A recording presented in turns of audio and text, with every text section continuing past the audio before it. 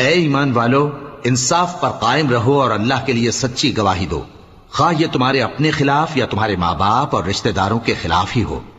اگر کوئی امیر ہے یا فقیر تو اللہ ان دونوں کا زیادہ خیر خواہ ہے، پس تم خواہش نفس کے پیچھے چل کر عدل کو نہ چھوڑ دینا۔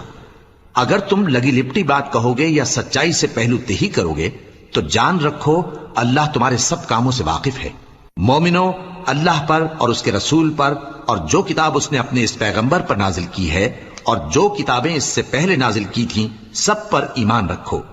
اور جو شخص اللہ اور اس کے فرشتوں اور اس کی کتابوں اور اس کے پیغمبروں اور روز قیامت سے کفر کرے وہ رستے سے بھٹک کر دور جا پڑا۔ جو لوگ ایمان لائے پھر کافر ہو گئے، پھر ایمان لائے پھر کافر ہو گئے،